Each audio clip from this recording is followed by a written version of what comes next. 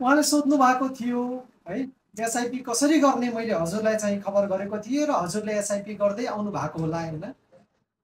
SIP हजुरले गर्दै आउनु भएको छ, अब त्यसलाई निकाल्ने कसरी है, मैले अन्य भिडियोहरू त बनाएको छु, तर तपाईँले अब मैले स्क्रिनसटमा हेर्नु होला है, मैले स्क्रिनसटहरू पनि दिएको छु त्यहाँनिर, हजुरले हेर्नु होला कसरी चाहिँ गर्ने है।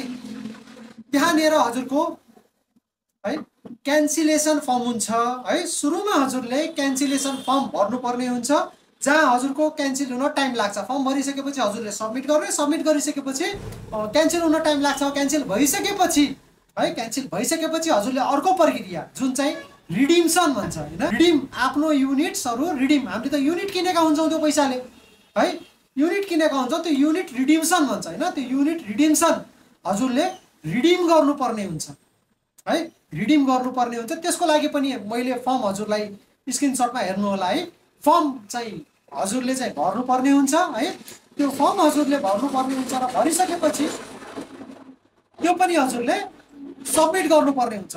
सबमिट गरिसकेपछि फेरि पनि टाइम लाग्छ र हजुरको खाता नम्बर ब्याङ्क एकाउन्ट जुन दिनुभएको छ त्यसमा चाहिँ हजुरको एमाउन्ट रिडिम भएर आउँछ। त्यसमा प्रक्रिया लाग्छ, समय लाग्छ, हजुरको ट्याक्स काटेर आउँछ र हजुरले गेन गरेको एमाउन्टमा ट्याक्स काटेर आउँछ, अनि त्यसपछि हजुरको एक्जिट लोड काटेर आउँछ है, सबै चिजहरू काटेर चाहिँ आउने गर्छ।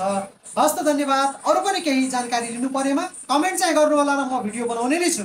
हस् त धन्यवाद।